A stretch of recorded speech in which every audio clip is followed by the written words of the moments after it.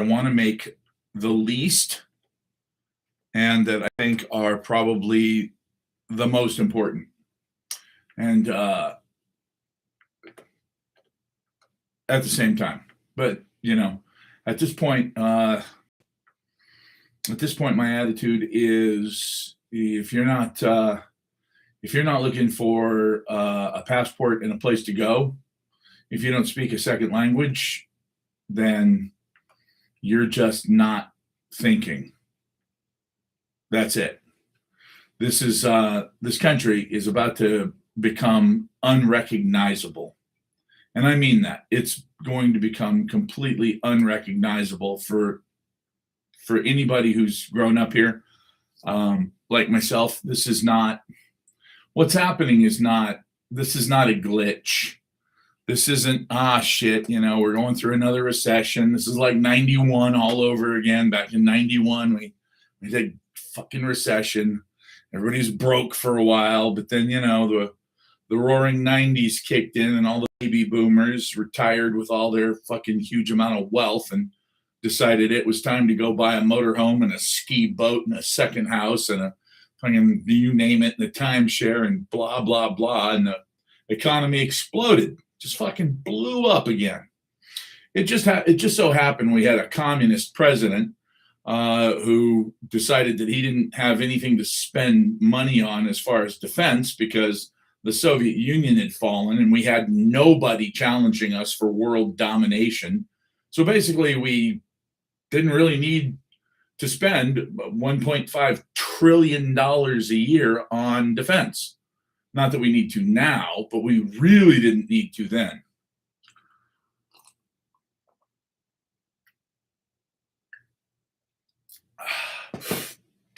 The sad part is we don't need to spend nearly that much right now. We could probably spend a couple $100 billion and get by just fine.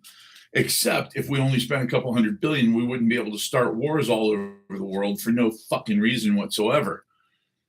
Although there's a very good reason. You probably heard yesterday that Trump said, hey, we're going to allow Saudi Arabia to have a nuclear energy program. Well, why not? 15 of the 19 hijackers were Saudis, but, it's not like 9/11 was done with their blessing or $800 million of their money or anything like that. I mean, it's not like the Saudis, had anything to do with it. It's not like Osama bin Laden is from Saudi Arabia. But anyway, so we're going to allow Saudi Arabia to have a nuclear program. Yep, absolutely. Oh, but there's a catch. They didn't announce that yesterday. They sort of mumbled it very quietly today that there's a catch. What's the catch? Why would you allow the Saudis to have a nuclear program, considering that you just embarrassed the Saudi crown prince by saying he was kissing your ass? Well, he didn't really change his mind, Robert. What happened was he just said the other part. It's a kind of a two-part announcement. No, everything is not okay. I want to get the fuck out of this country so bad I can taste it. So, exactly, the Abraham Accords. So, Saudi Arabia found out today the other half of the problem. And the problem is that they don't get a nuclear program unless they sign an agreement normalizing all of their relations with Israel. No, wait. So we're going to give them a nuclear program, but only if they make friends with Israel? They allowed Israel to overfly their territory in order to bomb Iran a while back. They've allowed the Israelis to do all kinds of shit when it came to their airspace, et cetera. They've never really had a problem with the Israelis. So what do they need to do? Oh, they need to sign the Abraham Accords.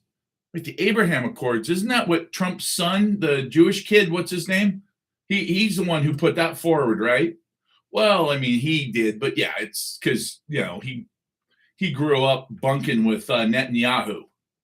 Literally. Jared Kushner grew up in a household where Benjamin Netanyahu used to come over and visit and spend the night all the time.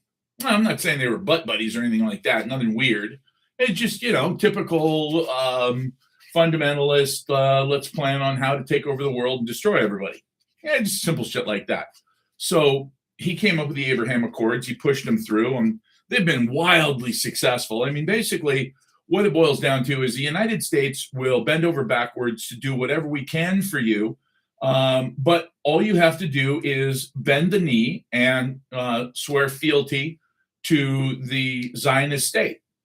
Now, if you're Muslim and you're willing to do that, they have a word for that. It's probably apostate, and theoretically you are for that as a Muslim.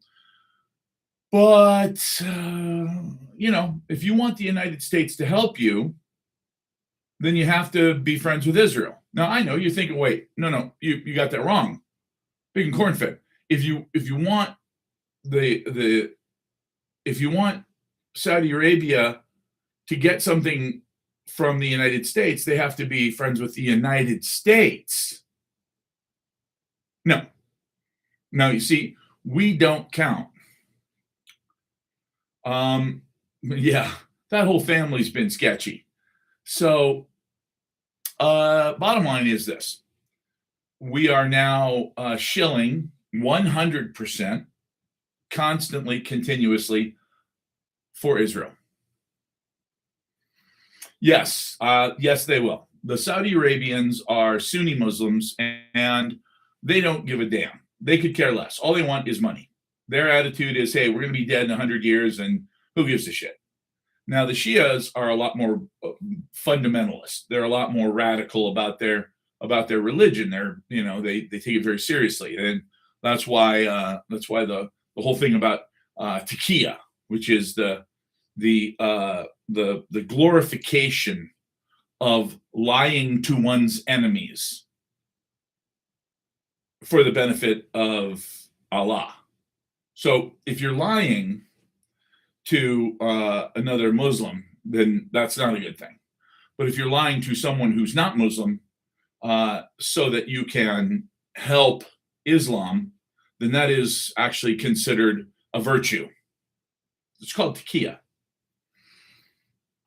It's Taqiya, I believe. And it is actually a thing. It's a real thing. Lying is a virtue. Now, I know you're thinking, wait a minute, lying? Why would you do that? Well, that's their thing, We have stories of, in Christian mythology, the stories are of people being threatened with death if they didn't, change their tune about whether or not they were Christian. And they would rather be fed to the lions than turn their back on Christ. Well, that's not the case with them. With Shias, their attitude was, hey, let's just, say whatever we need to say. You're not watching Trump. What's there to watch? He had a meltdown today of some kind. I don't know what it was, but it was all over the news for 5 minutes that, he freaked out and melted down. That does not surprise me. That doesn't surprise me at all. If you're going to tell me that I'm not watching him and he lied about something, like what? That the war's over? That we have obliterated their military? That their nuclear program is completely and utterly gone, destroyed? There's absolutely no capacity for a nuclear program for another 30 years. I mean, oops, we got to bomb them tomorrow.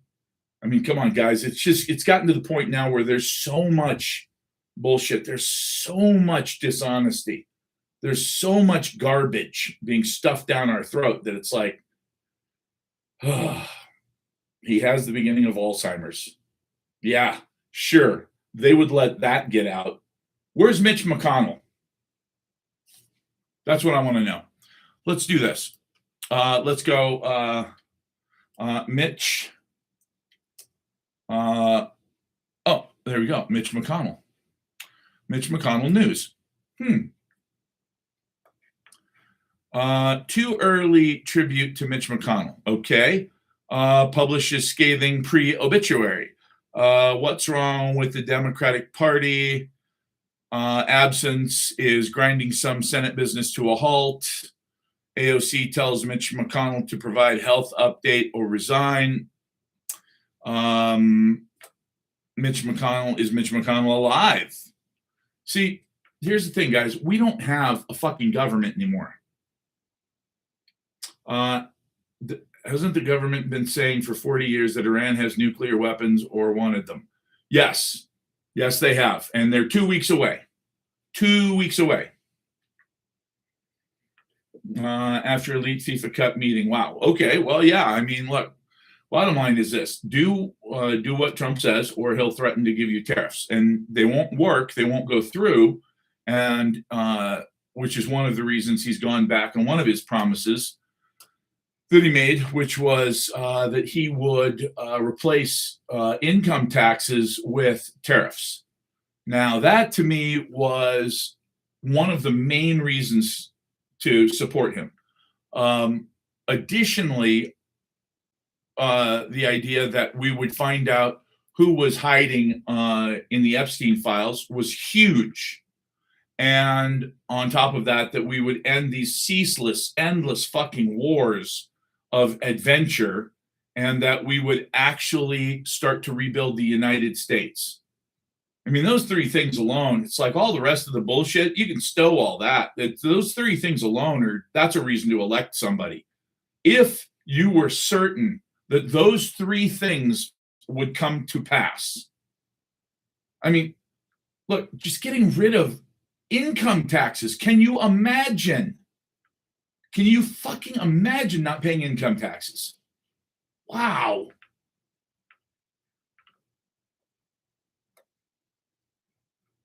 And he's got the beginning of all. Oh, yeah. Okay. Well, the problem with that is that everybody can say all that shit. That's an issue. That is definitely an issue. Now, the fact that he's hiding who's in the Epstein files, the fact that he went from saying that this is something that he will take care of to it's not a big deal. Are you still talking about that? The guy's dead. It's over with. It's already done. Nothing to see, folks. Before the 3 million pages. Wow. Well, the problem is that right now we're in a situation where the oil is done. That's it. We are tapping into our strategic petroleum reserve. The SPR is going to be gone here shortly. He got the call. Yeah, I don't know what that means, but I do know this. I know that with what happened, and again, when I see what happened with Saudi Arabia and how they decided to attack Yemen to go after the Houthis, is that completely insane? I believe we have 174 million barrels. Let's find out. How many barrels of oil are left in the Strategic Petroleum Reserve?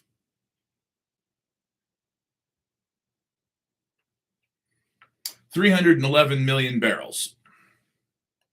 And by the way, the capacity is 714 million barrels. So we're down below half. Trump needs to run in 2028. That's very funny. Why? Because we're not completely and utterly a wholly owned subsidiary of Israel yet.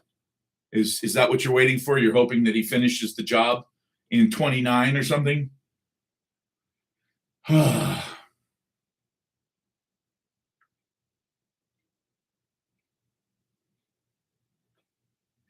I want us to take the oil. I don't even understand what that means. and we could shut down electricity to until, yeah, there's no way for that to happen. Remember something, guys. All of this stuff that's going on, it's all going on while simultaneously they are watching all of us very carefully, very carefully. And if you do anything that seems like you're trying to disagree with the administration, you are now a potential domestic terrorist. Think about that.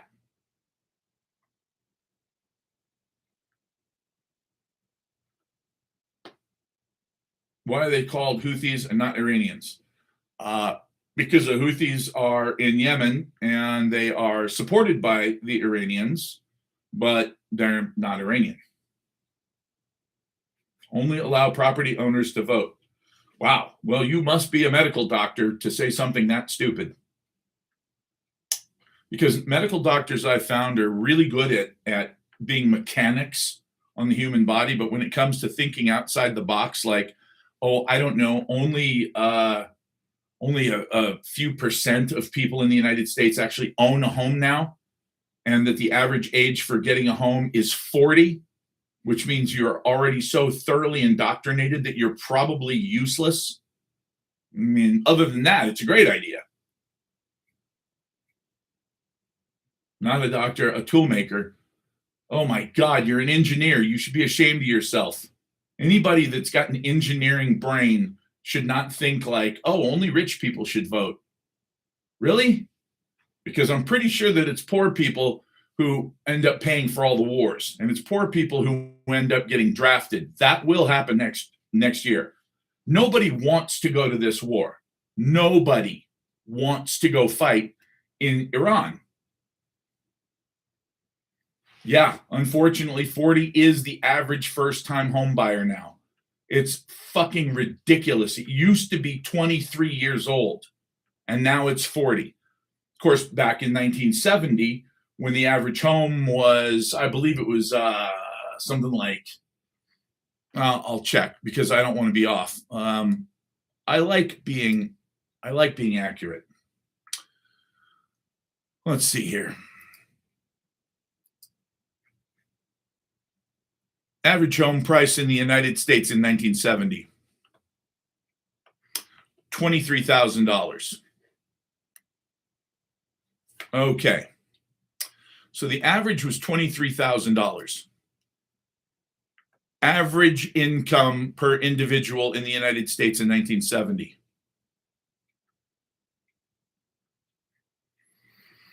The median individual income.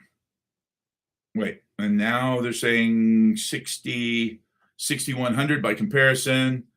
The median household income was 98. Okay, 9,800, but $6,100. So if you lived by yourself, or if you were a single breadwinner, you made about $6,200 a year. Now, if the average home was $23,000, that means that 4 years of your salary, boom, you're good. The average wage in the United States, now this is average median individual income. Average median individual income 2026.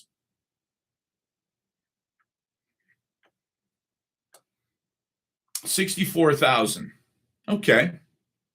So 64,000, that sounds really fucking high, actually. But $64,000. Wait a minute.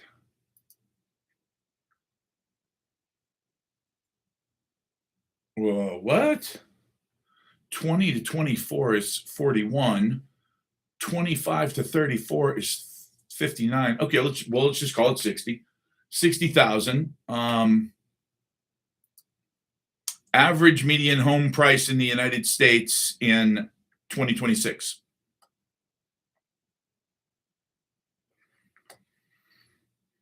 $440,000. Okay, so $440,000.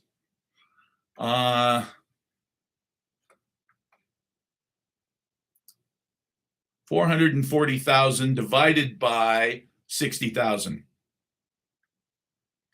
Okay, so it used to take 4 years to buy a house. Now it's 7.3.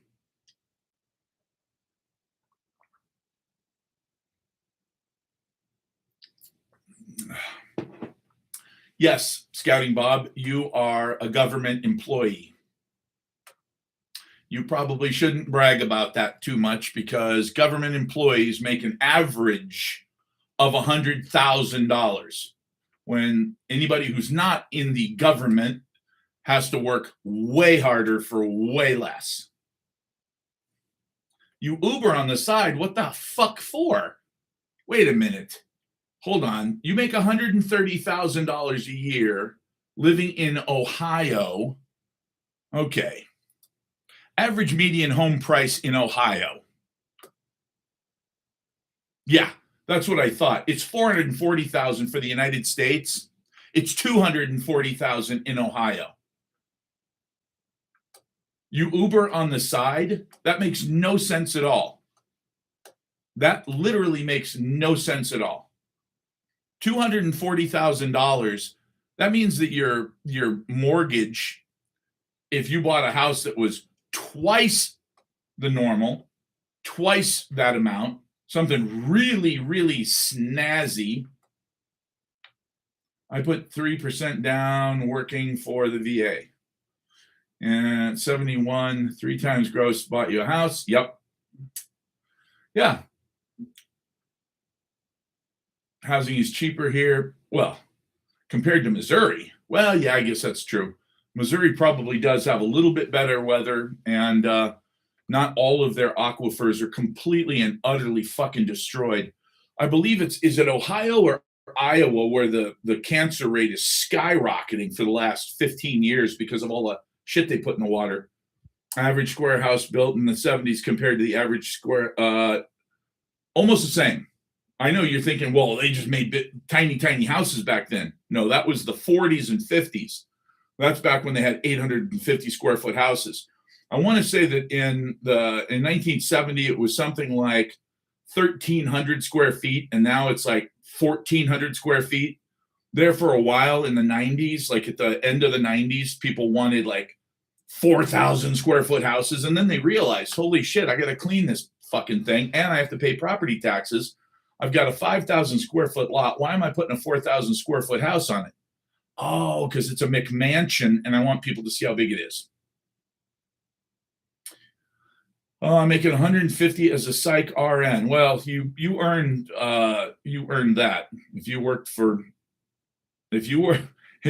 as a psych RN, you were around loons all day long. And growing up in Atascadero, where the Atascadero State Mental Facility for the criminally insane was, I can tell you that the psych techs there were the weirdest people in the world. Being around people who are criminally insane all day long, woo! They were some nasty, nasty patients, and it literally made the people that worked there just a little nuts. Almost exclusively alcoholics, except for the ones that were probably stealing pills. Yeah, it was nuts. It was bad stuff. Ash is nut house. Yeah, Atascadero was Atascadero State Hospital. Man, I remember my girlfriend's father worked there, and he would come home and he would pour himself a glass about this big of, I think it was scotch, and he would sit in this big easy chair, and he would just literally, if you've ever seen One Flew Over the Cuckoo's Nest, the guy who played Chief, exactly. His last name literally was Tall Chief. And he was about 6'7" or 6'8", maybe taller than that. And boy, I got to tell you, that guy made me nervous, really nervous. He hardly ever said a word. He drank a lot, and he just looked really high strung. And, maybe, I don't know, maybe he was a really nice guy. Maybe he was really easygoing, and he just liked to sit in front of the TV and drink. But boy, I'll tell you what, when Leslie wanted to make out, in the house when he was home. It's like, look, I'm in the Marine Corps, but I don't have a death wish. So, yeah. Leslie Tallchief. Well, I haven't thought about her in a long time. I hope she's okay. I hope she did well. She was Pocahontas as far as I was concerned. Maybe you made him nervous. Yeah, I don't think so. I don't think I made anybody nervous when I was in high school. Maybe when I got in the Marine Corps, but just heard Trump's speech. Oh God. And don't tell me Saudi Arabia is going to get a nuclear program. If they do what we tell them, the war is over. But if Iran doesn't stop, we're going to really, really, really, really bomb them bigly. It's going to be over for them. Everything. We're going to blow them up. Does that just about sum up the speech? Because I imagine it would. Oh, God, I got to tell you, I'm so just sick and tired.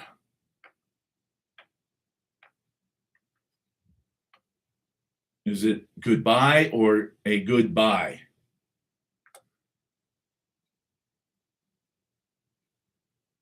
He announced he's running in 2028. Yeah, whatever.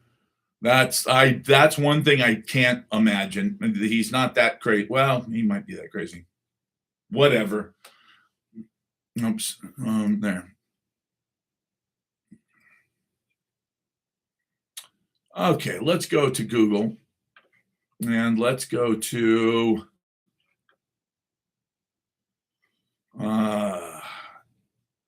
where is there we go, Google. Donald Trump returns to White House Correspondents' Dinner. I don't know what that means, and I don't care. Wow. Trump orders signage warning visitors of inaccurate information at Smithsonian. Well, no, that's true. I will give him that. Crude oil prices shoot up after Red Sea joins Strait of Hormuz. Huh.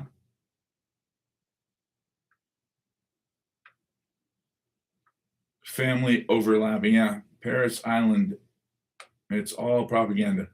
They couldn't get Donnie off the World Cup winners stage.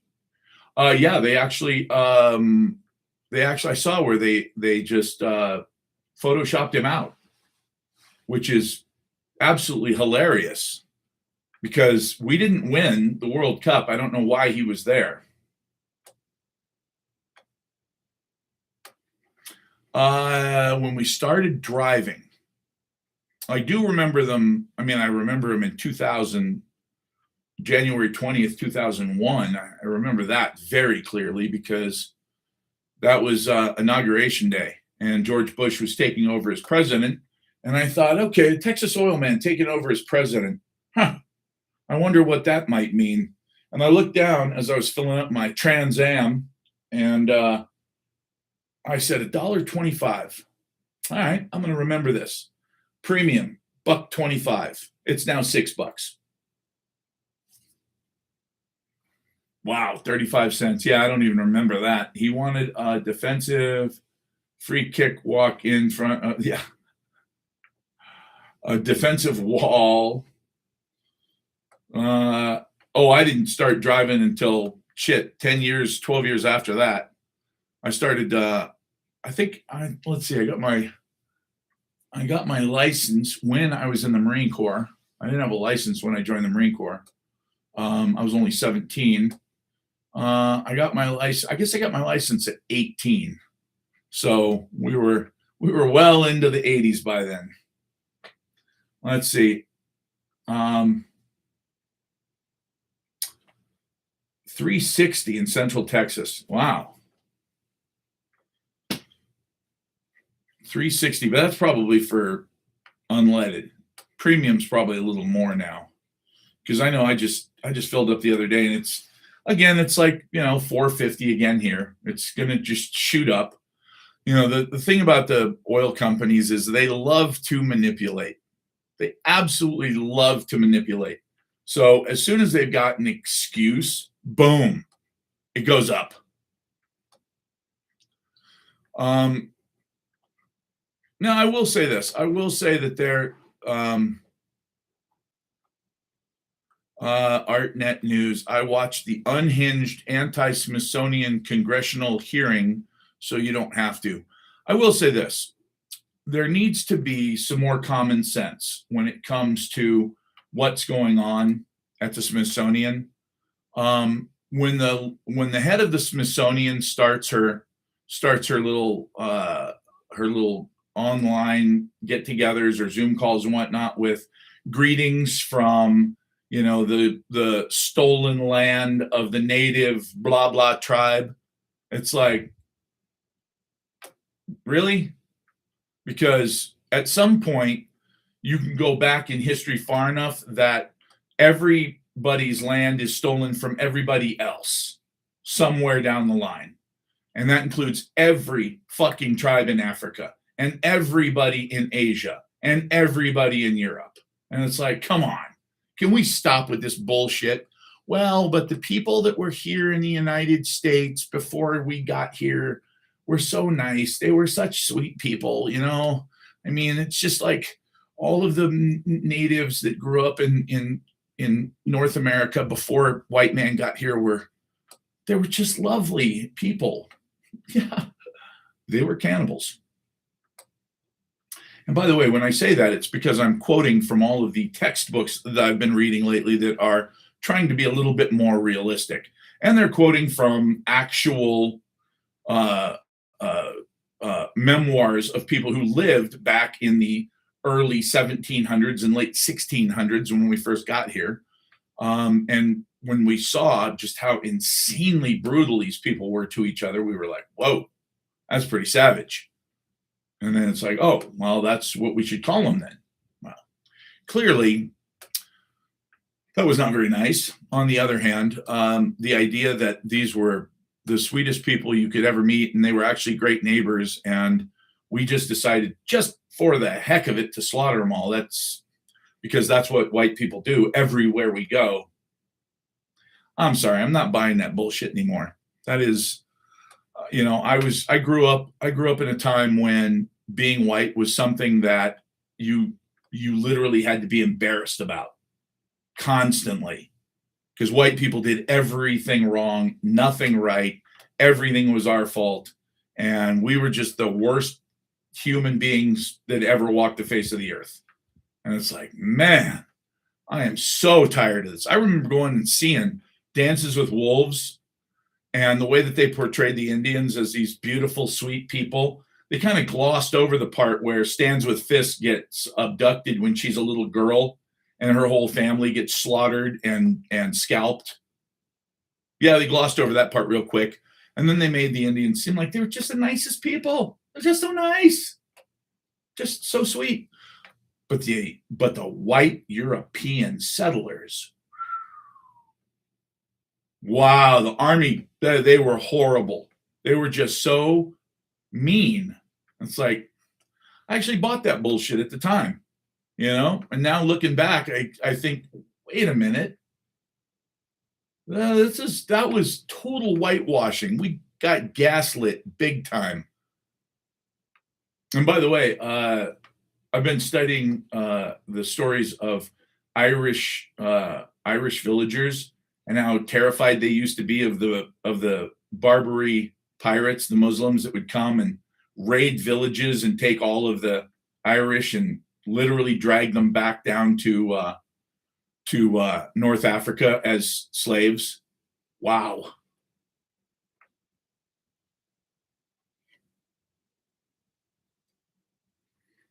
Lived with them for over a decade. U.S. Army gave them 3 separate shipments of smallpox blankets. And I'm sure that's what they told you.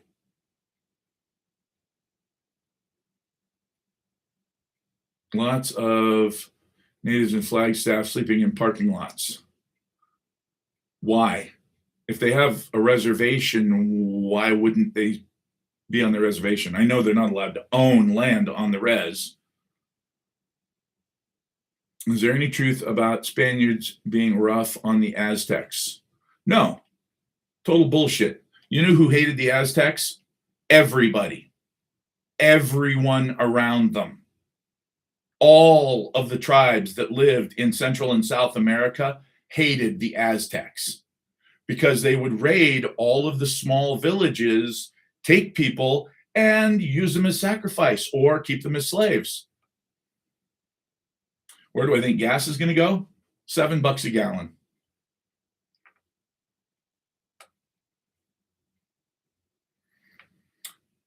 There was a guy who is an anthropologist who said that the people who survived smallpox, the Mayans, the Aztecs, etc., were people that had European DNA, and that's true. We pay $8 in the UK. It's true.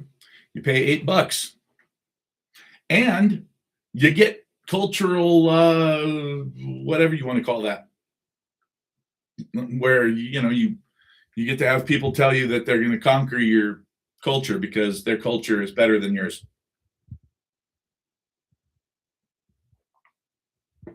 Why is it?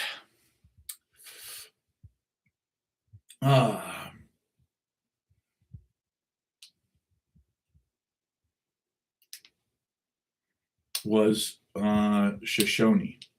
I don't know the slightest idea. I think you were writing Sacagawea, but I have no idea. I'm going to get a Honda motorcycle and live in Florida. That's, yeah, I mean, Florida's not bad, but you might want to keep moving south. Discussing U.S. history, yeah.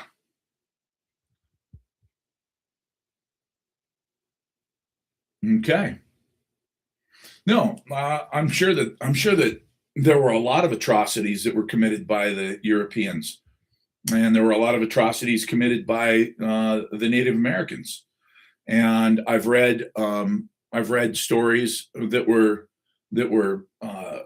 written down by the chroniclers who talked to the Indian chiefs that were Eastern, as opposed to the Plains Indians, and they would talk about how they would capture the chief of another tribe, and because he was the chief, they wouldn't kill him right away. They'd tie him to a stake, and they'd light a fire, but they'd only burn his feet, and they'd try to keep him alive as long as possible so they could torture him, and eventually, they would cut off pieces of him and eat that stuff, and it's like, oh, okay, well, yeah, that's disgusting behavior.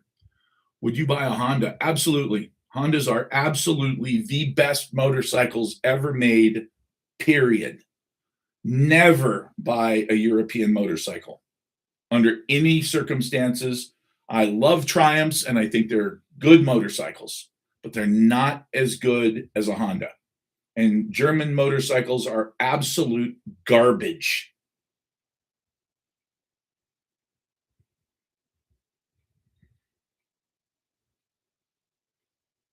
So wait, unless you live with them and immerse yourself in their propaganda, our propaganda is all you have. Yeah, I'm tired of propaganda. I'm tired of it. I'm just tired of it. When we got here, you not refusing Norton. Nortons are okay. It's an interesting motorcycle, but I wouldn't specifically want one just because the parts are so hard to find. Hondas are absolutely the best of anything, whether it's a gas-powered lawnmower or a private biz jet or a boat engine or a car. I don't care what it is. If it says Honda on it, it's the best in the world, period. It's the way it is. DR is not a bad bike. It's a Suzuki. But, for what? The KLR 650 is just as good, and it's a Kawasaki. But I'm telling you right now, if you want something that never breaks, get a Honda. Let's see. Volga Germans, by the way, Russia got along fine with natives in North Dakota. In North Dakota, you meaning after they were put on a res? Or are you talking about, like, I don't know what you mean.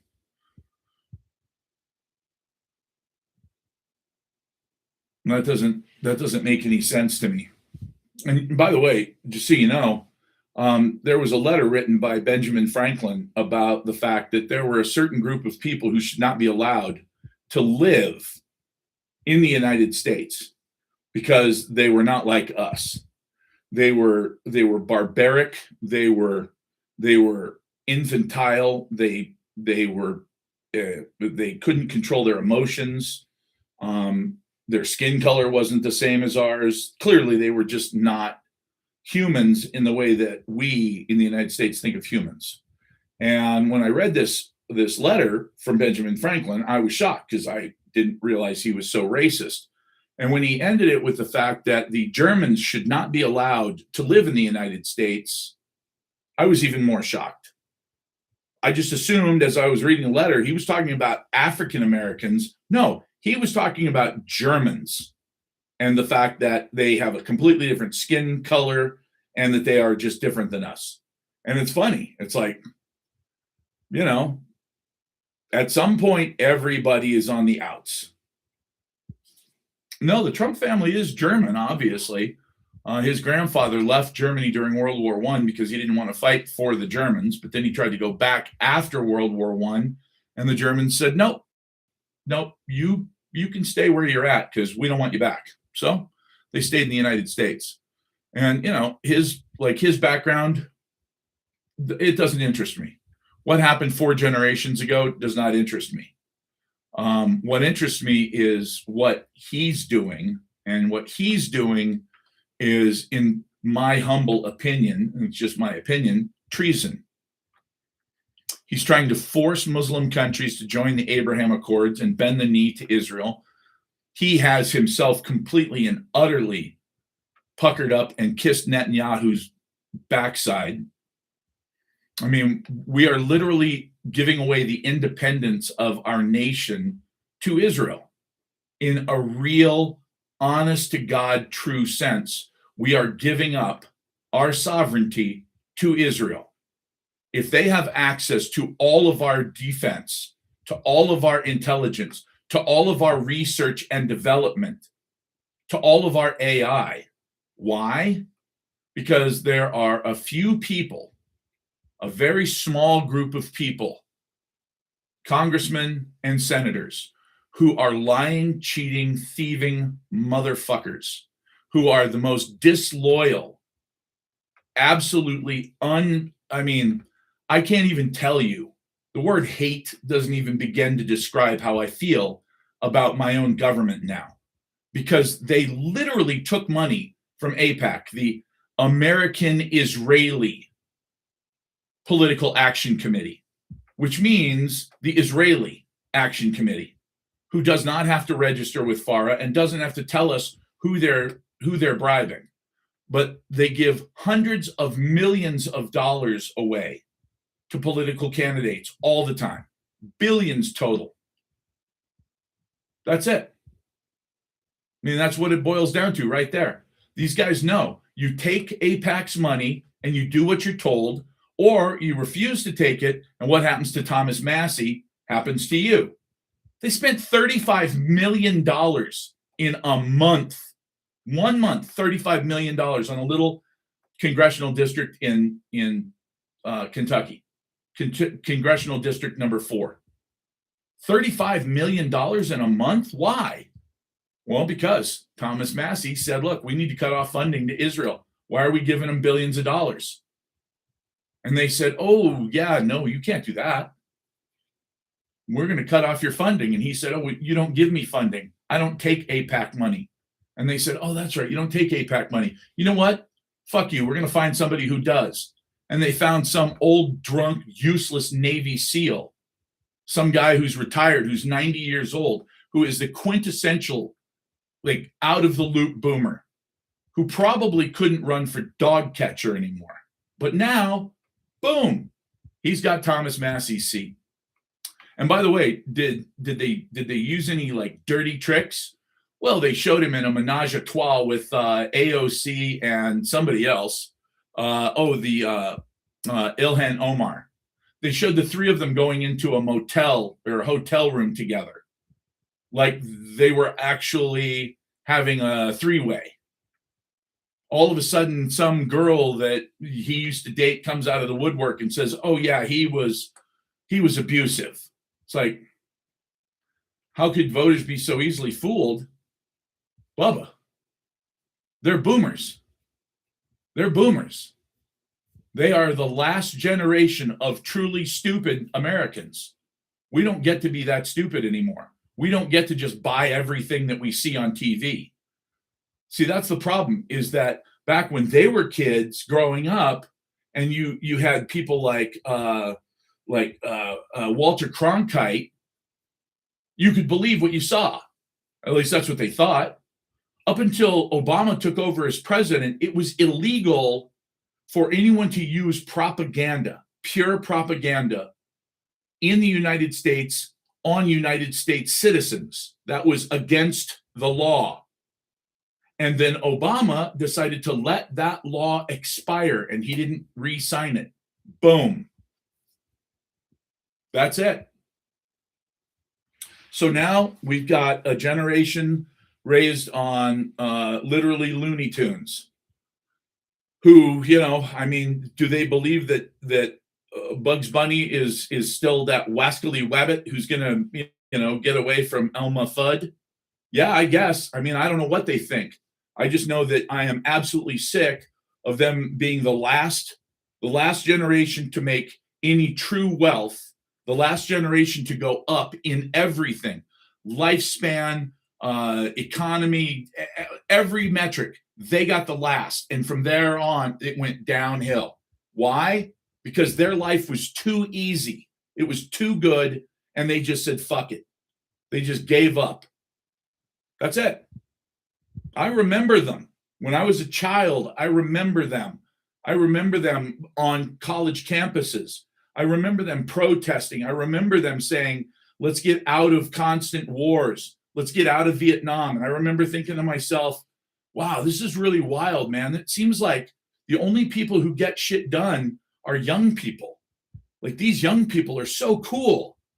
And I was I looked up to the boomers. I was like, wow, these guys got their shit together. Like, they could have anything they want. We got the richest country in the world. And what they want is they want people to stop fighting stupid, useless wars. That's really cool. And then all of a sudden, the next thing I know, they all decided to get haircuts, buy Brooks Brothers suits, get degrees in law and accounting, and start snorting coke. And it's like, oh wow, okay. So what the boomers get? Everything. And what did my generation get? AIDS. Yeah. You boomers got the sexual revolution just about the time I was old enough to start thinking about maybe getting a little something. AIDS. It's like, what? Yeah. And of course, AIDS was just like COVID, total bullshit. You stick your wiener in a woman and boom, you blow up. You just explode. Like, AIDS kills you in 5 minutes. And so we were all terrified. I remember being in the Marine Corps and being overseas and thinking, no way. Like, every woman's got AIDS and I'm not touching them. And it's like, how sad is that? The boomers got the sexual revolution. They got all the money. They got everything that they could ever want. And then what'd they do? They just pissed it away. They didn't think about voting. They didn't think about, what about the next generation? Whatever. They can raise themselves. So I grew up in a generation of latchkey kids. When we got home from school, there was nobody there.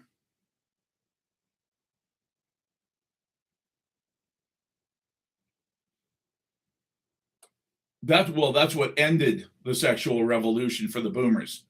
And that was right about the time I was old enough to try to, and then we got old. Not old enough because they're still voting and they're still making absolutely horrific decisions. Did you know that in the Republican Party, the Iran war is still has a 70% approval? What is that? 70% approval? There's that many stupid boomers? Yep. How? I don't know. It's like, well, it's a war. And war is always good, I guess. These are the same people who were super, super against Vietnam. Yeah. Unfortunately, there are people who, whatever Fox says, that's that.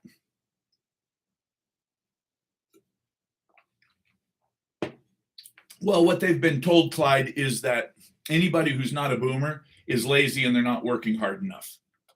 That's it. That's it. Mark and Ben. What are Mark and Ben? Yeah, that's absolutely true. There is, I mean, think about it. This fucking guy ran on a platform of no more stupid, useless wars. No, unfortunately, that's true. Not all boomers are to blame. Some of you just got dragged along. Well, there were a lot of people that were pro-Vietnam at first. At first there were a lot of people that were like, hell yeah, we got to fight them over there. Otherwise, we got to fight them over here. Oh, wait, fight them over there or we fight them over here. Shit, wasn't that, which war was that? I guess that was Iraq. We got to fight them over there, or otherwise we're going to fight them over here. Oh, yeah. Mark Levin and Ben Shapiro, two guys that are just absolutely not American whatsoever. No, we did not do that for oil. We did that for Israel. Come on, wake up.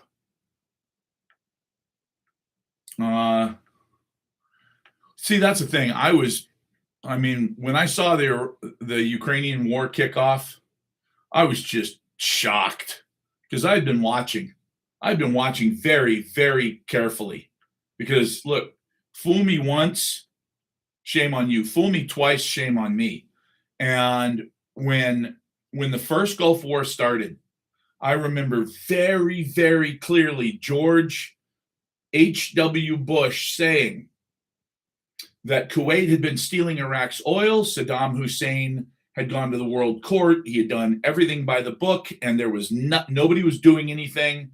And so basically what he said was, look, the issue with Iraq and Kuwait is a Middle Eastern problem, and it is not our problem. So Iraq's going to have to do whatever they're going to have to do. And I remember thinking to myself, oh, all right, well, I have a funny feeling I know what Iraq's going to do. Iraq is, because they've been to the World Court, they sued Kuwait, they tried to get their money back. Kuwait just said no. What are you going to do about it? Well, what are you going to do about it when you have an army that big? That's pretty obvious. They invaded. And when they invaded, all of a sudden, it went from, that's a Middle Eastern problem, and we don't care what happens. Hey, Saddam has to handle his own problems. We're not going to get involved. To, oh my God, Iraq invaded Kuwait. They took babies out of incubators and threw them out the window. And oh my God, then they went to Saudi Arabia, which is something most people don't know. And they showed them that, look, this Kuwait thing, this is just the beginning. This is just the fucking start.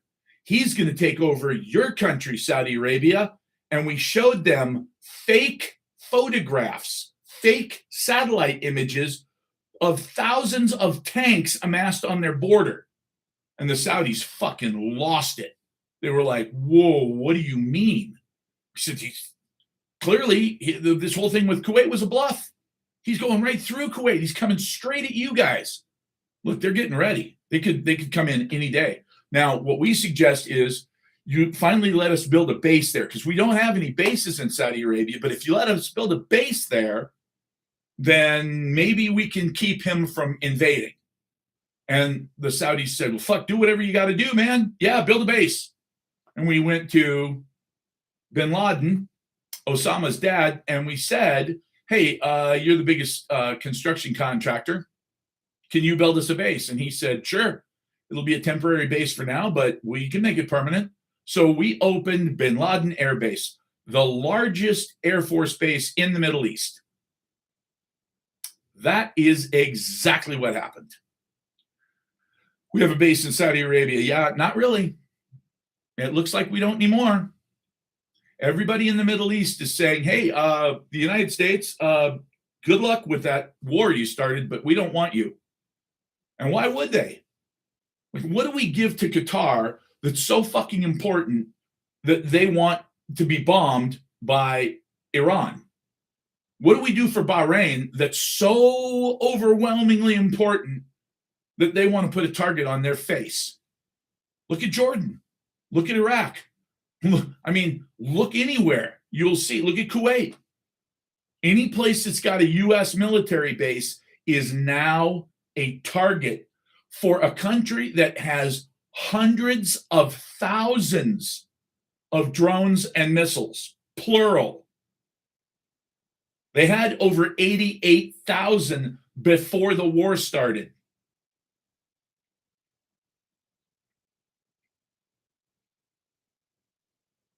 No, we don't need any country. We can just use our carriers. Oh, wait, shit, no, we can't. We can't use our carriers. That's not nearly enough firepower, is it? Well, we're going to have to get close somewhere. Well, let's see. Iran is basically completely surrounded by U.S. military bases. I wonder why they would think for the last 50 years that we're going to invade eventually.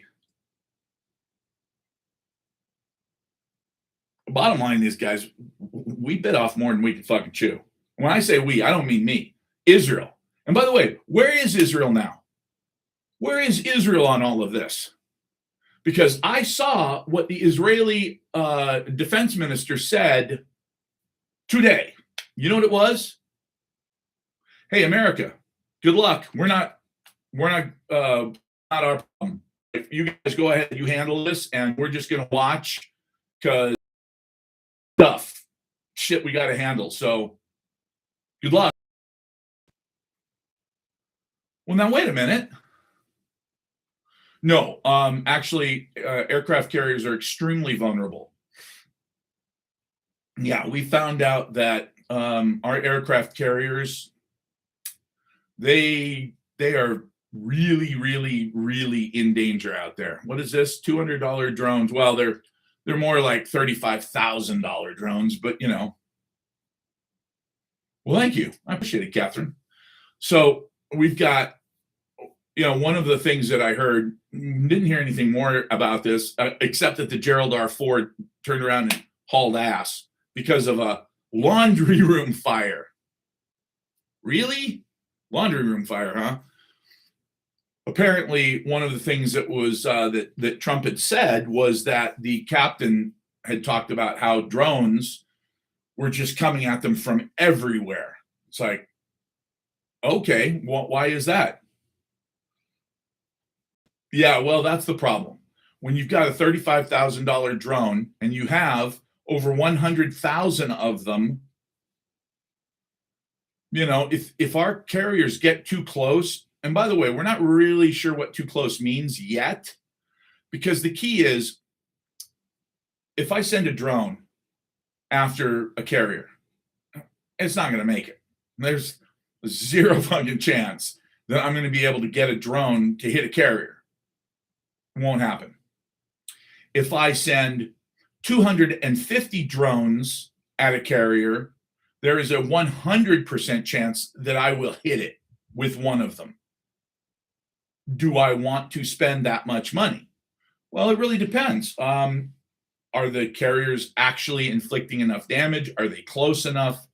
That's the kind of thing that you have to think about. Like, hey, if these guys get too close and they think that they're still out of range, but Iran decides to really escalate, is it possible that they have medium range missiles? Yeah, well, we know they do, tons of them, shitloads, thousands of them. Okay. So could they fire off 100, 150 of them? Just a fucking huge volley. Yeah. And could you overwhelm all of the anti-aircraft systems and anti-missile systems on board a ship? Yeah, you absolutely could. So that's not good. That is not a good thing.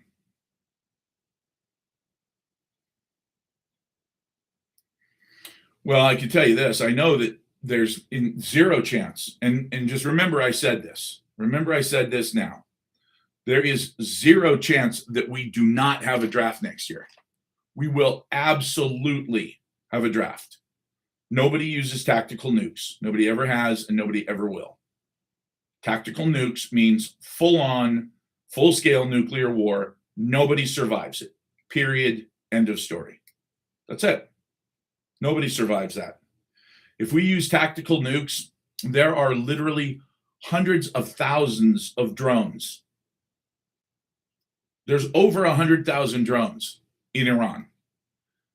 If we hit Tehran, let's say, with a tactical nuclear weapon, just a little one, number one, we would be a pariah. The entire world would turn against us, like they have with Israel, because you can't kill that many civilians and expect the world to be on your side. Period. That's just the way it is. If anybody stayed our ally after we used a nuclear weapon on Iran, they would also become a complete outcast for the world. And at that point, the idea of surviving completely alone in a world with over 100 countries, not going to happen. It's a small world. It's a neighborhood. And so, there's just no way we get to use nuclear weapons. No, and we shouldn't. You want to talk about setting a bad precedent for the blue and white country, the craziest people on earth, absolutely 100% nuts. Those people in Israel, look, there's a lot of Jews out there that are cool people, super cool. I've dated a few of them, been friends with a lot more of them, and they're just like everybody else. And the ultra-Orthodox don't even consider them Jews. The Zionists, absolutely. You have to understand something, guys. Well, let's get back to studying, and this is something that you all need to do if you're going to have any idea where this goes. You have to study the ultra-Orthodox, the Hasidic Jews. You have to understand where this whole thing has to go. There are two schools of thought. One school of thought in Judaism is that at some point, the Messiah, as they call him, the Messiah, will come. Jesus is not him. Jesus is a false prophet burning in a lake of shit right now. Actually, it says a lake of excrement and semen. Why you would want to throw in the semen thing, I don't know. But that's what all Jews think. All Jews think that Jesus is a false prophet. Now, some of them, like the Reformed Jews, could care less. It's like, whatever. You think he's a prophet? I don't think he's a prophet. Maybe he's a good guy, but we're technically, I guess we're still waiting. That's literally what people have said to me when I lived in Beverly Hills. I grew up in Beverly Hills in West Hollywood, so I know the way that the Hollywood Jews, the guys that aren't really super religious, think. And they're like, yeah, whatever. You guys think that JC was the guy. We're still waiting. We're waiting for somebody to show up. And it's almost like a joke. Like, yeah, we're still waiting. Until then, when you die, you just don't go anywhere. It's like, you don't go anywhere. I remember the first time I heard that, I was like, what do you mean you don't go anywhere? Well, you don't go anywhere. Why not? Well, because the Messiah hasn't come yet. So you just like, it's like a purgatory? And they're like, yeah, just sort of blackness, really? Oh, well, that sucks. So the Hasidis believe that the Messiah will come back somehow or another in their the second or third most holy site in Islam will just be wiped off the top of the temple, and the third temple, will be built. Once the third temple is built, then the chosen people get to be saved, and everything is great, and they live in harmony with Jesus Christ again. I mean, not Jesus Christ, God. So there's another group of ultra orthodox who believe that is not correct. That I will talk about EMPs in a second, as soon as I finish my thought here. The other people that are ultra orthodox are much more progressive, if you will, assertive. They believe that in order for the Messiah to come, you have to tear down the mosque. You've got to get rid of it. You've got to prepare the third temple. And you have to fight a war against all other peoples. And at that last moment of the entire world falling into this nuclear or whatever conflagration where the entire world is going to come to an end, that's when the Messiah shows up. And he saves only the Jewish people. Everyone else is wiped off the face of the earth, and only the Jews are left.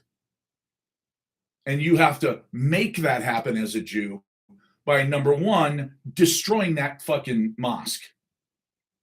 One of the holiest places. Now, some of the more powerful and influential rabbis in Israel have suggested publicly on fucking television, on record, that what we should probably do is blow it up with a missile strike and then blame the missile strike on Iran and say that one of their missiles went awry as they were trying to kill all of the Jews, and it accidentally hit the mosque and blew it up. So interesting. False flag. That smells like 9/11, doesn't it? Smells like October 7th, when all of a sudden Palestinians came flooding across the border and there was no IDF there for the first time since 1948. No IDF on the fence line anywhere. And none showed up for 7 hours. You can literally walk from the West Bank to Gaza in 7 hours. I know, I looked, I actually calculated how far it is, and you can literally walk from the West Bank all the way to Gaza in 7 hours. Where the fuck was the IDF? Well, they were told to stand down. Who told them to stand down? I don't know. But somebody wanted 10/7 to happen really bad. Who? I don't know. Who funded Hamas? Well, we know Qatar kept the records, they kept the receipts, and they said, hey, look, Netanyahu gave us $25 million to give to Hamas in the year leading up to this attack. What? Netanyahu gave $25 million of Israeli money to Qatar to give back to Hamas. And how did that work? Well, Qatar said, look, we knew he would deny it. We didn't think this sounded right, but we agreed to do it for him. But we made sure that we documented all of it because we didn't want to get blamed for funding Hamas. And he was asking us to give them the money. So we did, but we made sure that we documented that it came from Israel first. Well, I'll be dag-nabbed. What are the odds? A false flag. When was the last time that got a country into a forever war?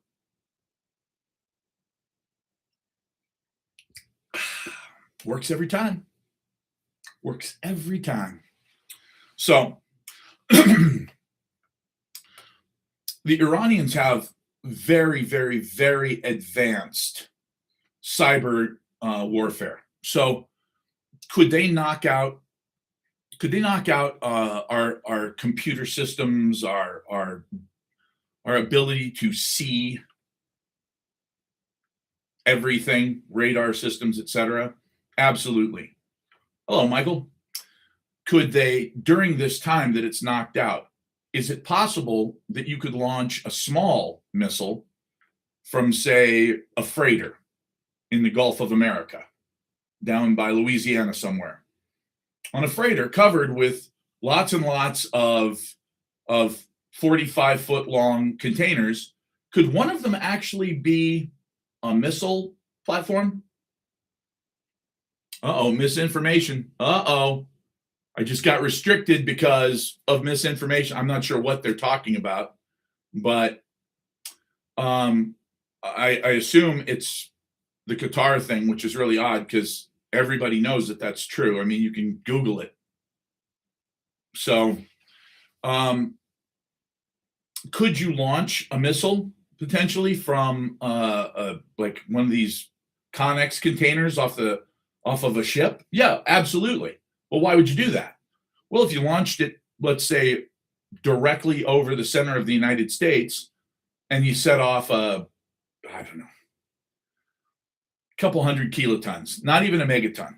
Okay, a 5 megaton, a 10 megaton, that's a big thermonuclear weapon. But something as small as, a couple hundred kilotons is more than enough to do the job. And what it would do is the surge of energy from that explosion, 150,000, 200,000 feet up, would knock out the grid for the East Coast and Texas and the West Coast, all of them, instantly and pretty much permanently. I mean, you'd be able to replace the big transformers, the ones that are 800,000 pounds, that are, many gigawatts. They would take right now between 3 and 4 years to get one. If you needed to order, say, 9,000 of them, yeah, there's no United States left, period.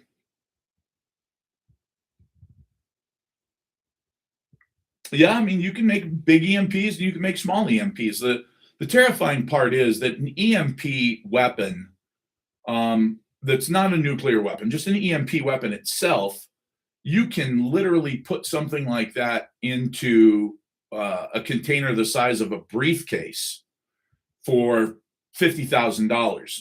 And if you set one off in New York at the same time that you set one off in Los Angeles, that would probably take out the entire country. Texas is a standalone system, but it's a very, very antiquated system. Texas has not taken very good care of their independent electrical grid.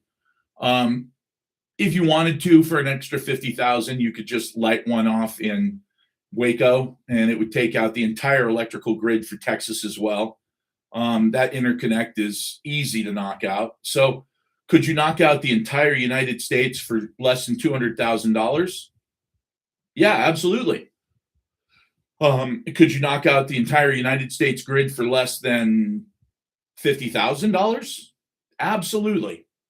There are right now undocumented, completely undocumented, and nobody's talking about them. This is the beautiful part. Everybody's talking about undocumented individuals, if you're a woke lefty, illegal aliens, if you're a righty tighty. But nobody's talking about the 300 plus thousand, over 300,000. This is a number everyone agrees on. Over 300,000, mostly fighting age male Chinese that have come across the border in the last 10 years They have GPS instructions on how to get to the fence line and where the holes in the fence are and what to go do and who to go meet. And, I walk X amount of hundreds of meters to the parking lot and wait there until immigration and naturalization gets there. Give them your name, give them this address, tell them you'll be in court on the X date. Don't worry, they're not going to arrest you. 300,000? If you had 10, count them. 10. That's it. 10. Just amount of fingers you've got, hopefully. 10 two-man teams.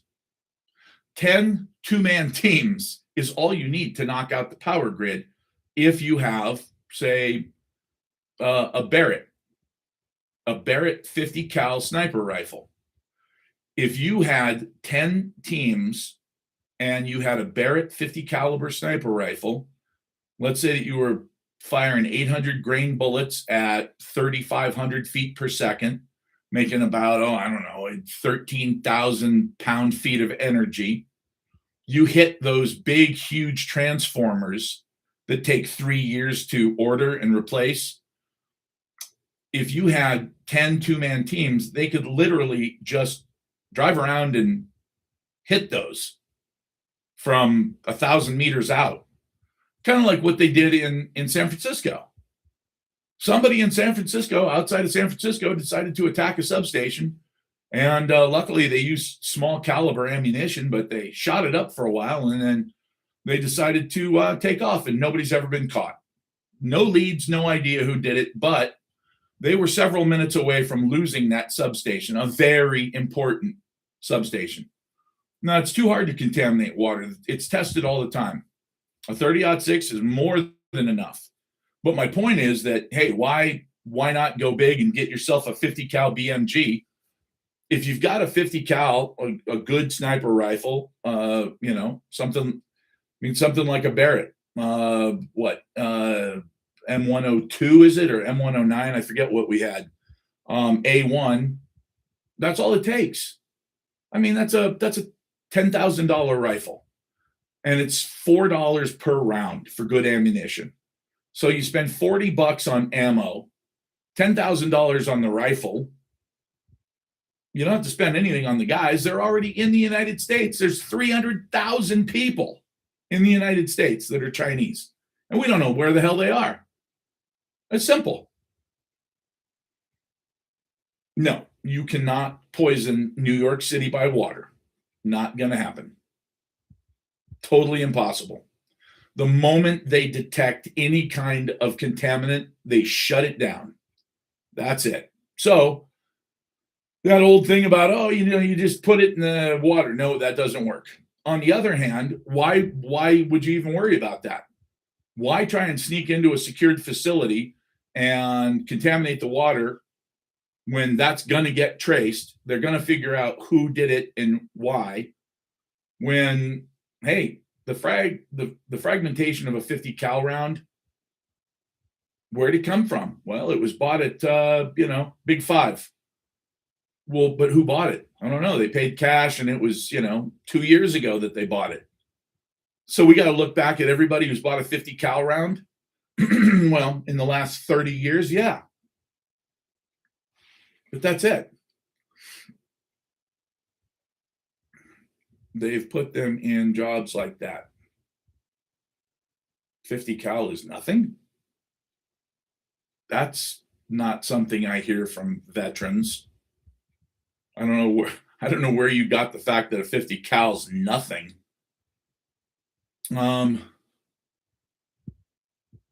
It's the Democrats. Okay, John.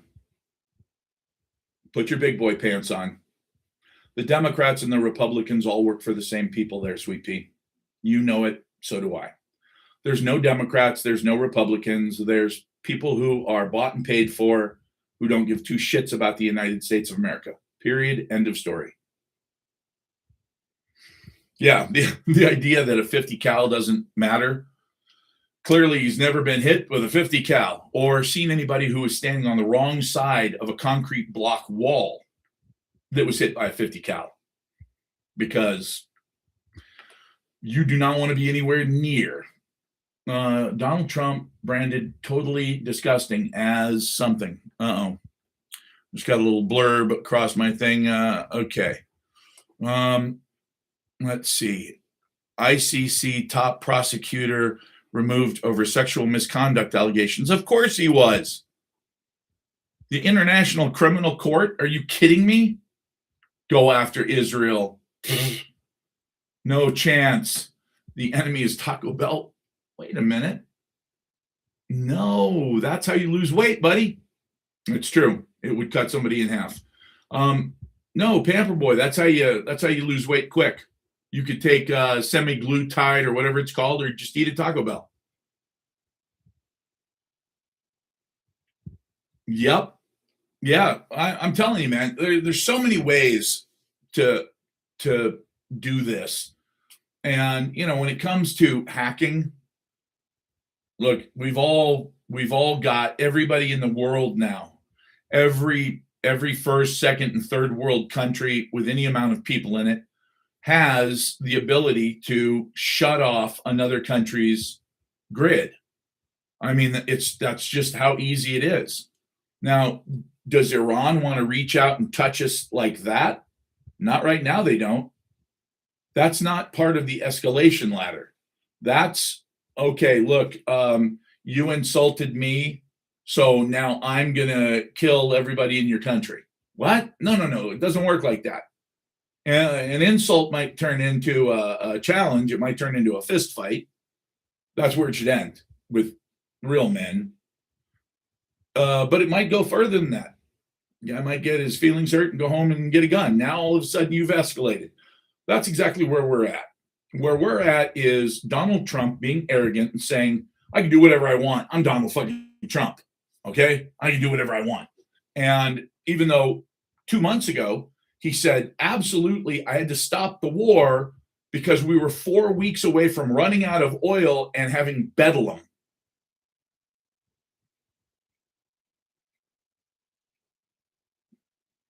Yeah, in the White House, from the podium, he said those exact words. He called it bedlam. Now, I know he used the word obliterate when he talked about Iran's nuclear program, but he didn't mean that. Well, I wouldn't mind if the United States annexed Alberta, but not him. It's been 4 weeks. Okay. It is. Make Israel great again. Absolutely.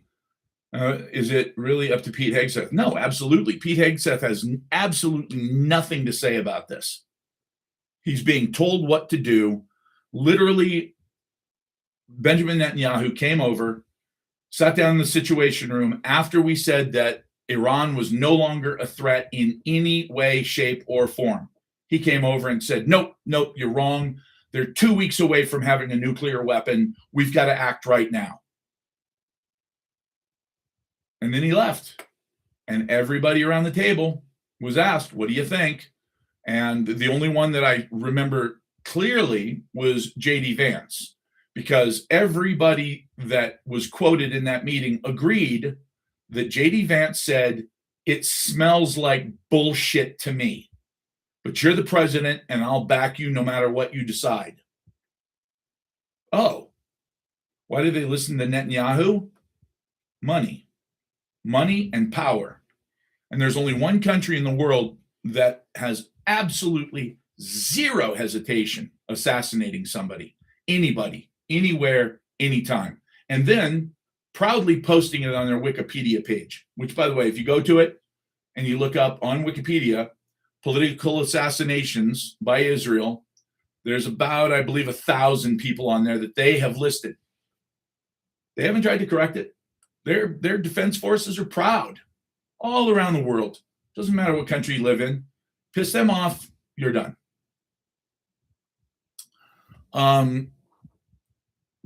What was I going to look up? Damn it.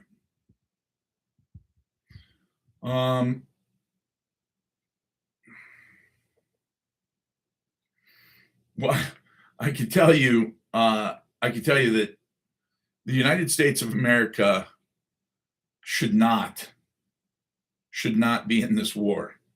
period. We really, oh, Bedlam, right. What's the definition of Bedlam? Let's see. Bedlam means a scene of loud noise, wild uproar, and complete confusion. It can refer historically to an old hospital or asylum for the mentally ill. Chaos. Okay, well, that's interesting because that is exactly what the President of the United States said would happen if we didn't find a peace agreement 4 weeks ago. And now we're bombing the shit out of Iran, and we're talking about completely and utterly violating every norm of warfare ever. Like the Geneva Convention, forget it. Fuck all that. We're talking about going after their water supply for civilians. That literally puts us in exactly the same category as Israel.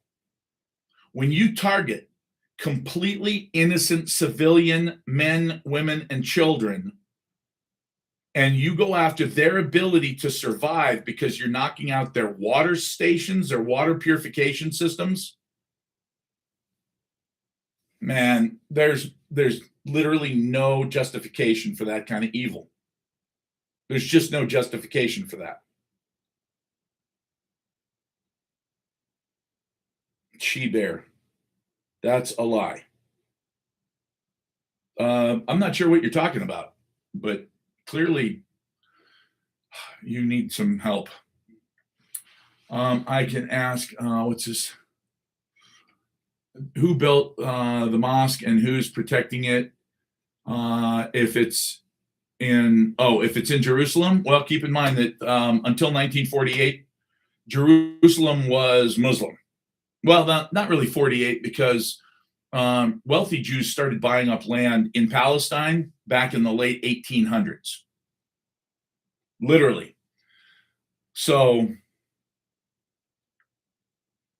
no, seems you need help. Okay, well, there you go. Just playing that old, oh, you're a poopy head, you don't know what you're talking about. Okay, well, if you don't want to get specific, have a nice day. Read the book of Revelation. No. When I look at the New Testament and I read everything that it says about Christ and about how to act and about what you should be, it all goes together beautifully. And then I read this book of Revelation written 150, 200 years later by this guy, John of Patmos, who was in Greece, by the way, not even in the Middle East. He was in Greece, who was a hermit who lived in a cave. And I read this nonsense, which is clearly, if you've studied the Bible, a rewrite of Daniel. Same threats, same monsters, same everything. So it's just one of those things where if everything in the New Testament flows, with the exception of one book written 150 years later to scare the shit out of Romans, because Romans loved the idea of Christ. They just didn't love the idea of having to say that in public. So they would worship Christ at home quietly, like it said in the Bible to do, just don't publicly advertise that you're worshiping Christ, because then you're just trying to draw attention to yourself, and that's not Christ-like. Hit your knees in your closet if you want to. Worship quietly. So that's what they did. They were like, okay, cool. I don't have to tell anybody I'm a Christian. Well, the problem was that was leading to a lot of people not realizing how many Christians there were. So this guy, John of Patmos, decided, hey, I've got an idea. I'm going to write something up that is so terrifying that people will start claiming in public to be a Christian. They'll realize that if you ask, ask for forgiveness, really, you wouldn't say that you loved Christ in public. Well, I know, but that's just because I didn't want to be unpopular. And it's like, oh, well, then you're not really Christian. Like, if you're not willing to say, I accept Christ, then you don't accept Christ. If you're only willing to accept Christ at no cost, it's like, oh, look, this month, Christ, free of charge. Oh, well, in that case, I'll take one. That literally is the opposite. So based on that, this guy wrote this really crazy, silly rewrite of Daniel. I guess he didn't realize that, hey, someday we're going to have access to the book of Daniel, and we'll be able to look at them both and go, huh, this is kind of like what Muhammad did. He just made some shit up and didn't realize that we were going to be able to compare notes later. Woo! You talk too much. Yeah, that's what a live stream is, Raz. Wow. I mean, I can just sit here and listen, but I don't think that's as entertaining for you folks.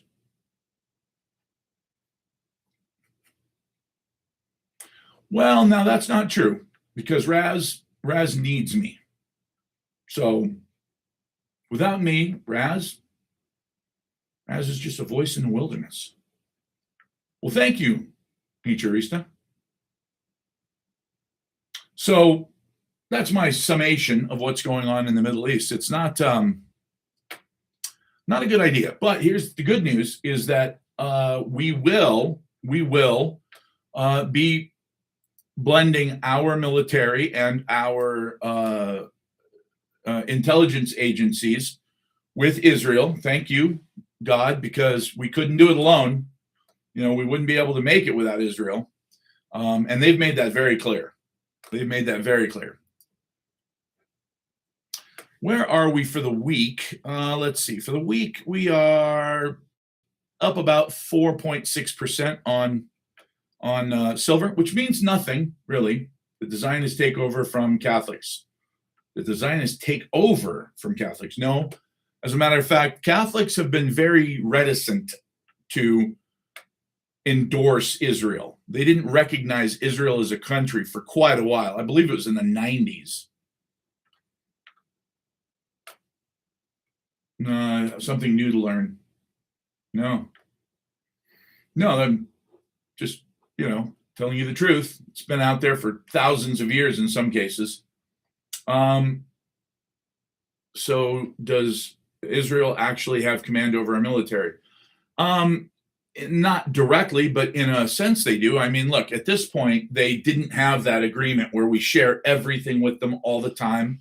All of our research and development, all of our intelligence, all of the flock cameras going in, all of the information they'll be able to gather from all the data centers that are going in all over the country. They'll be able to see all of that. They'll be able to know everything about you, etc. So in that sense, they will literally be in a position where they got us into a war with Iran by Netanyahu going into the SCIF, the Situation Room underneath the White House, a place where no foreign dignitary has ever gone before, ever. It is a very secure location for the president and his staff. Benjamin Netanyahu got to sit at the head of the table and give a presentation. Now, the presentation was bullshit. We all know it.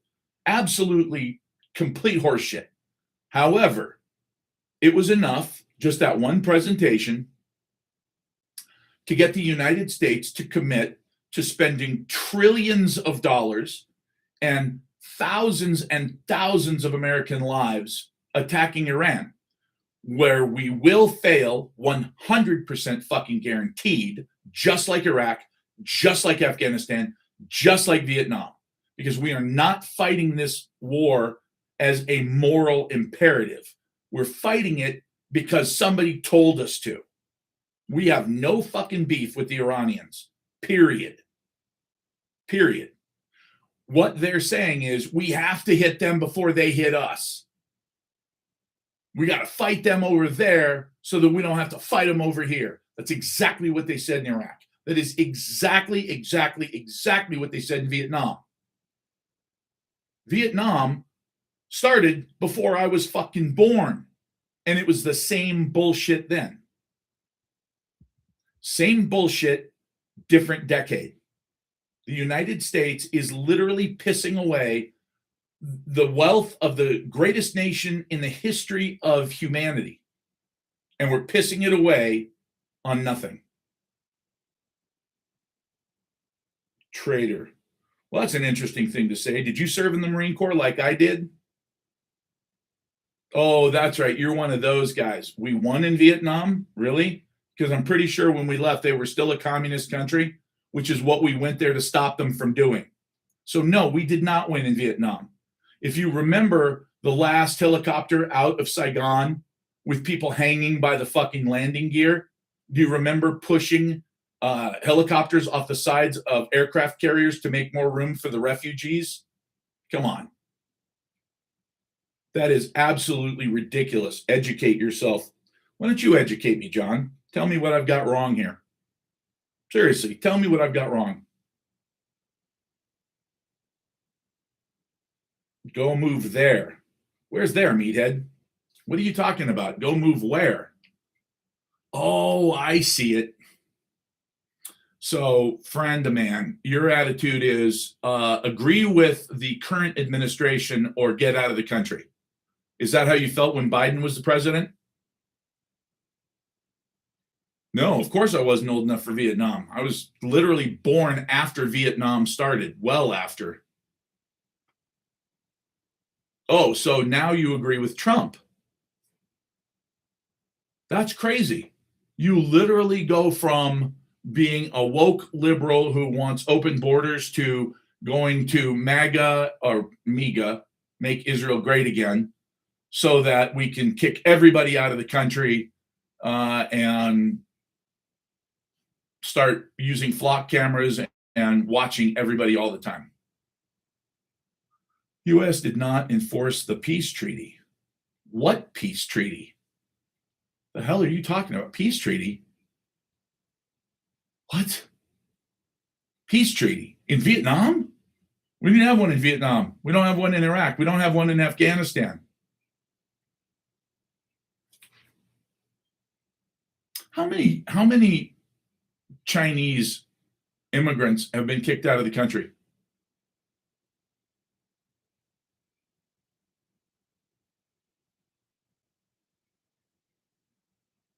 Oh, we walked away. Oh, okay. So we just decided, hey, you know what? This has been a lot of fun for the last 10 years, but, we're just getting mission creep. We're tired of this. We're just going to get in our boats and sail away, sail over the horizon. And by the way, if you helped anybody from the United States, we're just going to leave you here so that when the North Vietnamese communists take over, they kill all those people. Oh, and by the way, the CIA, they don't have time to burn the files. They're going to leave those behind.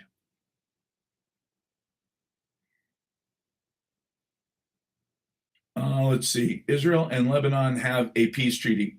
Oh, yeah, sure they do. Uh-huh. Whoa. Really? Because I'm pretty sure that that Lebanon is not bombing Israel, but Israel's still bombing Lebanon every day and Gaza every day. And they're still running Christians out of the West Bank every day. Yeah, unfortunately, Afghanistan was even worse. I mean, my God, Afghanistan was just absolutely insane. Absolutely insane. Yeah, I mean, honestly, the war dogs were the best of us. That's the biggest problem of all is that, leaving behind military equipment, whatever. I don't know if you've seen what the Taliban has done with the C-130s and Blackhawks and whatnot that they got for free. They've crashed most of them. See, leaving behind technical equipment is one thing. Having people that still live in the Stone Age figure out how to use it, totally different deal. By the way, a lot of that stuff they didn't even keep. That's the good news. They just turned around and sold it to the Russians and the Chinese so that they could see what our equipment looks like nowadays. The girl was Lebanon, and Gato is all about land grab. Not sure what that means. Oh yeah, they're gonna make a ton of money, man. I got to tell you, if I were a little younger, I would be very very tempted to go into the business of bullets, because we're going to go through hundreds of billions of rounds. I mean, you would not be able to fly over Iran with a metal detector ever again. We are certainly going to tear that country to pieces. We'll make most of it uninhabitable. We'll use things like depleted uranium rounds, cluster munitions, things that are completely illegal everywhere else in the world. But yeah, we'll use them because we do. And then, again, the idea is not to win the war in Iran. There's nothing to win. Okay. We don't need their oil. That's it. We don't need their oil. What we need to destabilize the country. We need to fuck it up so bad that it descends into this hellish, like, tribal revolutionary thing that we did with Afghanistan and Iraq. Now, the good news is that for the Iranians, they don't have as many people trying to push in from the outside. I'll give you an example. Iraq, you've got Kurds, Sunnis, and Shias. You got three different groups. They don't like each other. They all hate each other. Put them all together, that's Iraq. Tiny little flat area with three tribes that hate each other. Wow. Okay, what about Iran? Well, there's 93 million people there, and about 90 million of them are Persians. Okay. Well, now that's a little different. Are there Kurds in Iran? Yep. On the western end of Iran, there are Kurds, and there are Christians, and there are Jews. But by and large, it's mostly Shia Muslims, and they're Persians going back thousands of years. The deal with Lebanon and Gaza is all about land grab. Oh yeah, absolutely. So we're going to see. We'll see what happens. I mean, look, maybe I'm totally wrong. Maybe I'm completely wrong. And the idea is not to destroy this one country that can hold Israel in check. But I got to tell you, if it's not Iran, it's going to be Turkey. They've already started talking. When we were talking about peace with Iran, Israel already started talking about the evil country known as Turkey. What? Yeah, already. And we know how the Egyptians feel about Israel. They have amassed a huge amount of fucking arms on the border. They're ready. They are fucking ready. They know what's coming. Greater Israel doesn't stop at the Red Sea, baby. It takes over a big chunk of Egypt. And you got to take out Turkey. Well, now there's a problem with that, because Turkey is a NATO country, and Israel, they probably need to think twice about that. Because of Article 5. Anyone who attacks a NATO country attacks all of NATO. That's why Ukraine wanted to become part of NATO, so that everybody would have to fight the Russians. The Russians aren't stupid, by the way. I believe that Russia is right now preparing to attack Europe. They're going to wait, but they're not going to wait to be attacked. They're going to wait until it is absolutely, completely obvious that Germany and France and the UK have decided that it's in their best interest to be preemptive, proactive, whatever idiot thing you want to call it. The Turkish Navy is sitting off the coast of Israel right now. Yep. I think that Europe is, they're worried. Like they really are worried that Russia is going to attack them. Now, I don't think that Russia has any plans to attack them. I really don't.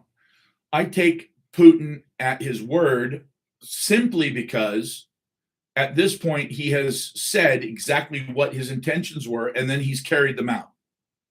He has not double-crossed the United States. He has not double-crossed the international community. He has not lied about his intentions so far. He's only been in charge for 26 fucking years, but he hasn't lied. Now, we told Russia that we would not put a single country in NATO. Not a single country. And then we put 8 more countries all around them into NATO. We put missiles in Poland. And when Putin said, look, guys, what exactly is the point of that? We said, oh, no, they're not pointed at you. What? They're actually pointed over you. They're pointed over you. Why'd you put them way up here? Well, just in case we need to lob them over at Syria. They're pointed at Syria. Okay, why didn't you put them in fuck Turkey then? Next door to Syria. Why didn't you put them in Iraq, where you control military bases? You have bases there. Why didn't you put them there? Well,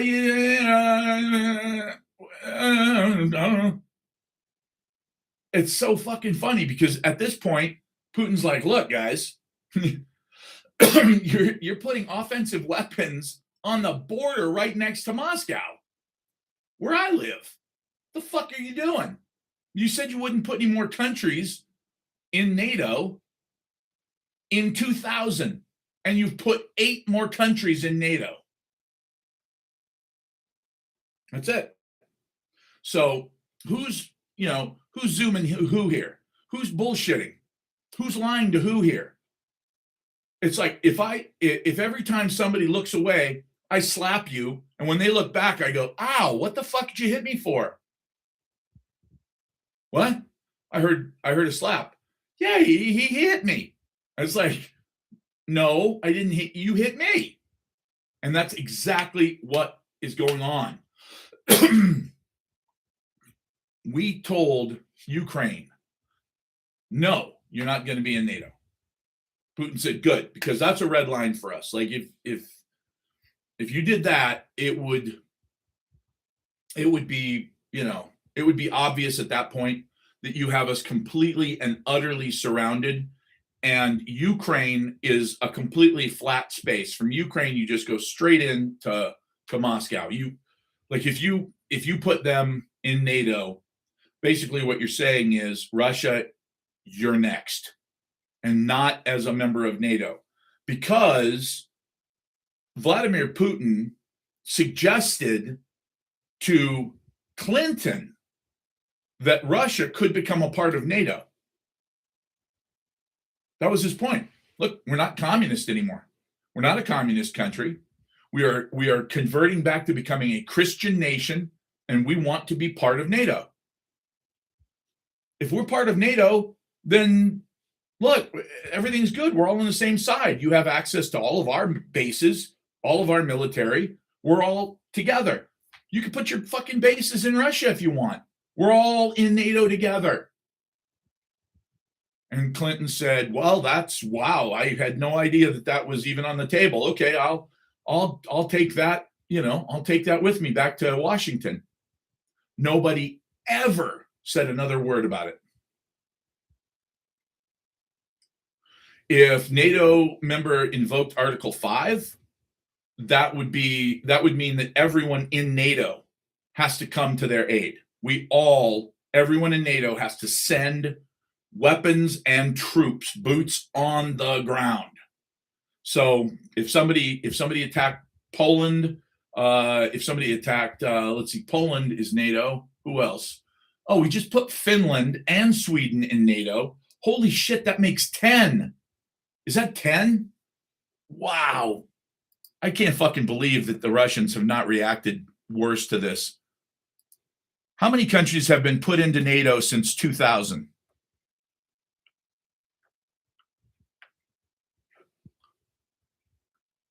Holy shit. 15. That's fucking crazy. That is fucking nuts. We told Vladimir Putin when he took over that if he gave up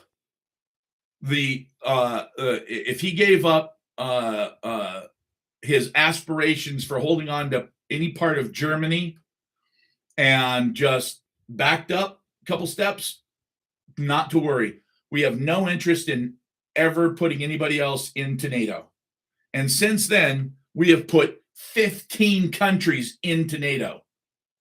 All of those 15 countries are required to come to the defense of any of those other countries. Fletch, don't argue. I can name them. Come on, man. Please don't be stupid. Bulgaria, Estonia, Latvia, Lithuania, Romania, Slovakia, Slovenia, Albania, Croatia, Montenegro, North Macedonia, Finland, and Sweden. Let's see, an additional 3 countries, the Czech Republic, Hungary, and Poland, joined just prior in 1999. Wow. So we've put 18 countries since 1999. Show you the agreement. Kiss my ass. Show you the agreement. What a dummy. Oh, okay. Let me pull it off the interwebs and then I'll just mail it to you there, Fletch. Oh, stop drinking turpentine, dude. Paint thinner is for thinning paint, not for thinning your brain cells. Clearly, you don't need to do that. I am clueless on some things. That is true. That is absolutely true. I might wear plaid with stripes sometimes, and white after Labor Day, always. So there are certain things I don't know anything about. What leave treaty? What leave treaty? Oof. Wow. Boy, oh boy. It's weird. You know, it's almost like the internet is like a big bush. And if you grab it and shake hard enough, the nuts just start falling out of it. What's happening there? Good evening. What peace treaty? Peace treaty? I don't know what treaty created NATO. What treaty created NATO? If it says NATO treaty, I'm going to feel like an idiot.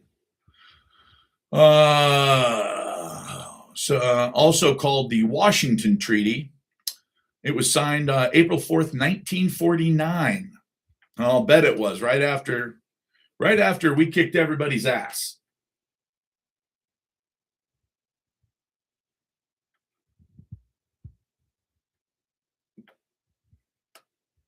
So, yeah, it's been very interesting. Been very interesting watching what's going on. Hey, look, now that the NDAA has been signed, the chances of us actually getting it reversed are somewhere between slim and none. Sad.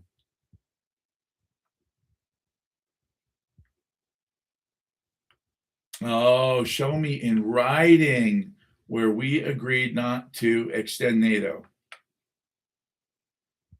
Man, you'd do well at the Pentagon because you're one of those slippery fuckers who's like, oh, we didn't put that in writing, did we? I don't know. You said it over and over and over again in meetings. Well, we didn't mean it. It's like, oh, well, there you go. So I guess if you just say it, you don't mean it. Wait. Isn't that how you get married? You say it? What time are you in, Russ?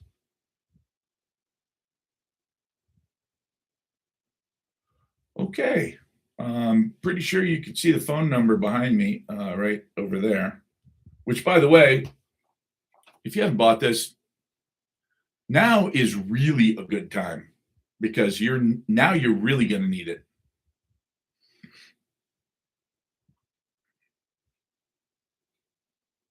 Don't worry, Catmando. It's okay. Let him think I'm in Russia.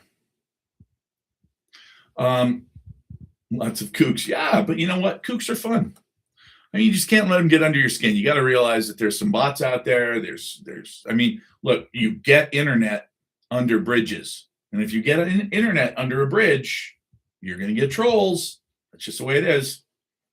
So if Boris says it, you are right on board. Boris Johnson, he was the Prime Minister of England. He's actually the one that stopped the peace deal between Ukraine and Russia. Yeah.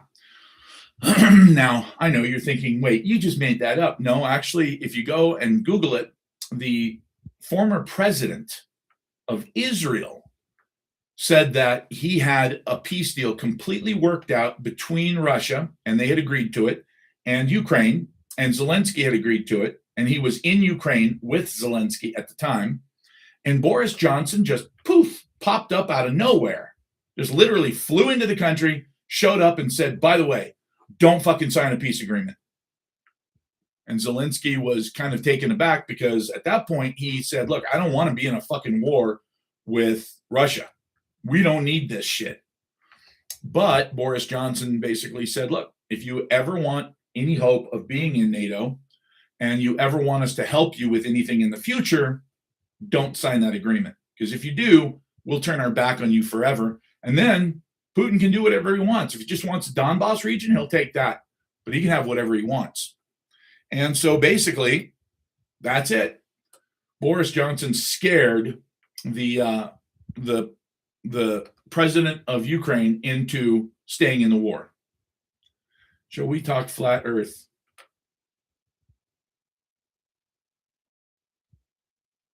That pretty much seals your fate there, goofball.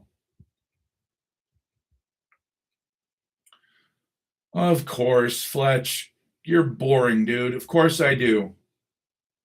I know what was there. Did you know that there were Nazis in Ukraine killing ethnic Russians? Yeah, there were. And that's what started all of this. Johnson's motive? If the war had ended after 3 weeks, and let's just say that Russia had gotten just the eastern piece of Ukraine where all the Russians lived, the 20% that's basically all Russian, ethnic Russians anyway, who still speak Russian. Now you have to understand, let's back up. Ukrainians hate Russians. So to be Russian and living in Ukraine, it's a bit of a tough thing. It's kind of like if you were Hispanic and you lived in the United States, and we would treat you like a second-class citizen just because everybody looks at you like you're illegal. Yeah, like that. So the people in Ukraine, because of World War II, they hate Russians. Now, the fact that 20% of their country is ethnically Russian and still speaks Russian does not sit well with them. So what happened was a group of, I guess you'd call them soldiers of fortune. They decided that they were actually going to get rid of these Russians. They're either going to leave by choice or else. And so they called themselves the Azov Battalion, and they started going through villages and just killing innocent civilians. Old people, women, children, didn't matter at all. And that was their way of getting the Russians to get the fuck out of Ukraine. Except these Russians, even though they were ethnically Russian, they'd lived there for 300 years. But the Azov Battalion didn't care. And they were literally Nazis. Not, oh, well, they had some nationalists. Nope. Nazis with the salute and everything. I've watched the videos. I know.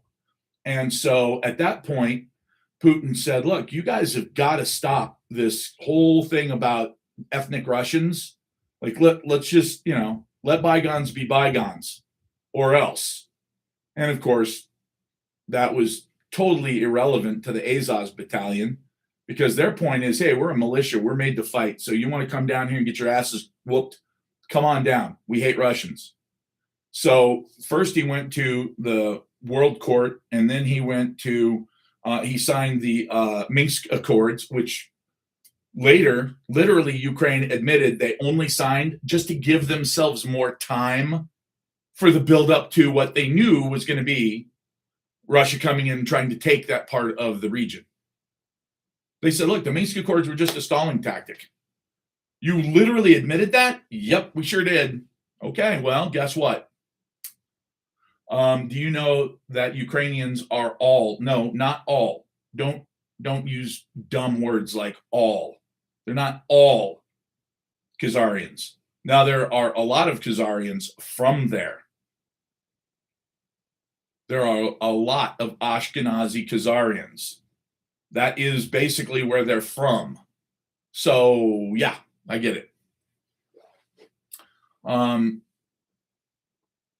In World War II, the SS, well, not all of them, but some of them, yes. Trump is controlling oil to stop the China from taking over our planet. That's completely wrong. Totally wrong. You couldn't be more wrong. If you tried to be wrong, you couldn't be more wrong. And how do I know that? Because I used to think that too. But just because I thought it was true doesn't mean I didn't keep digging. And I kept digging, and I kept digging, and I kept digging. And what I figured out was that the reason that oil prices are not $200 a barrel, and the reason that they started dropping during the last phase of the war, before this little peace break, oil prices started going back down again. And I thought, well, wait a minute. Is it because we're dumping the Strategic Petroleum Reserve? No. What's going on in China? China should be desperate for oil by now. No, they're not. Well, fuck, they should be desperate for diesel. No, they're not. Why are they not desperate? Well, because their strategic reserve is overflowing.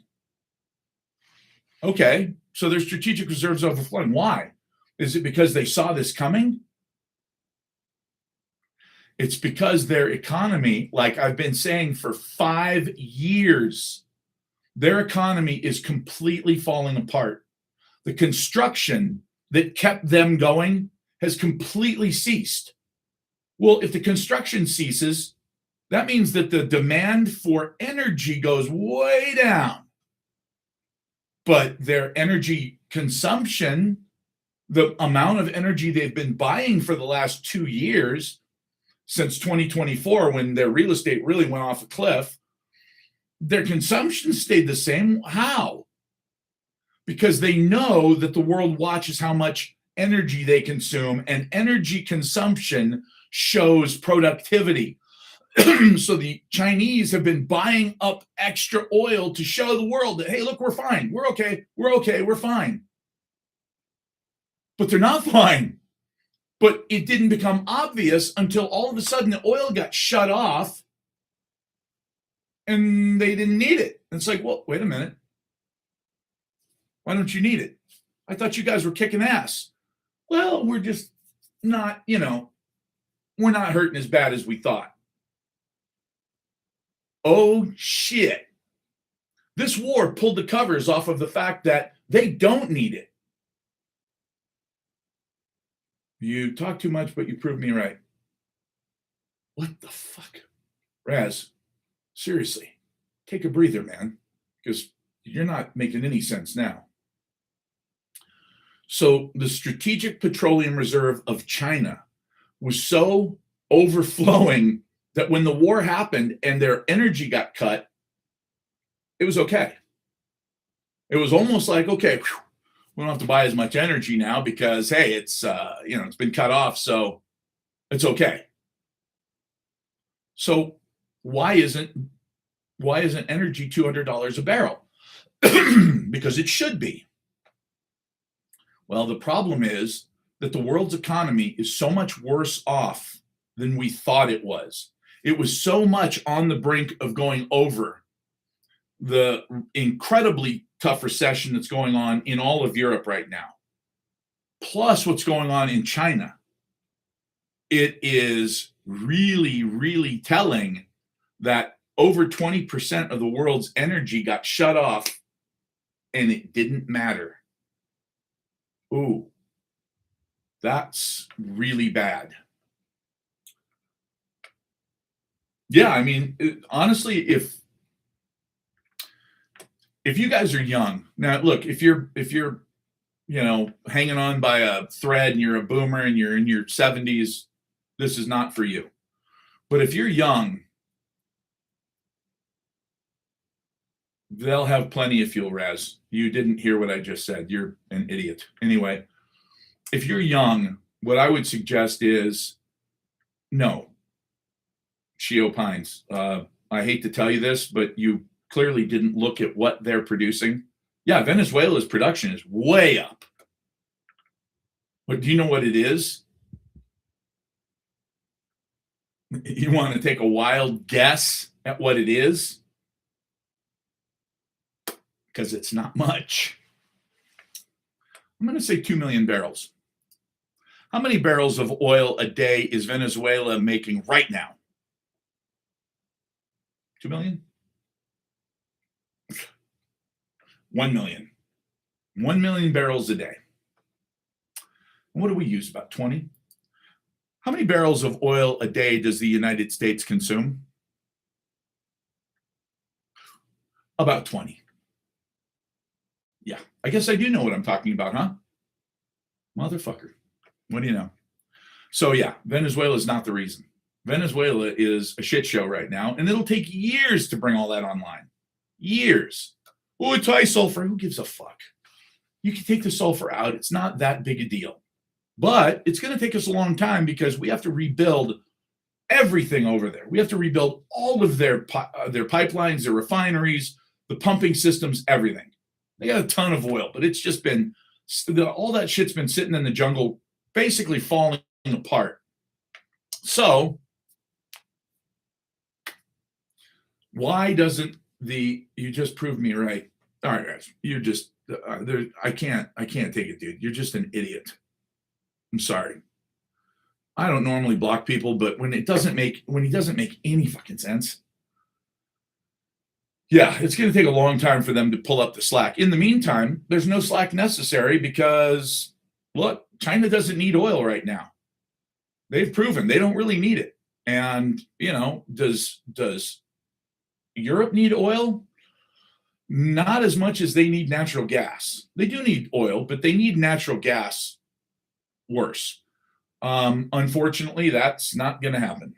It's going to be a long, cold winter in Europe. So, all I can tell you is we're about to go into the worst economy we've ever seen.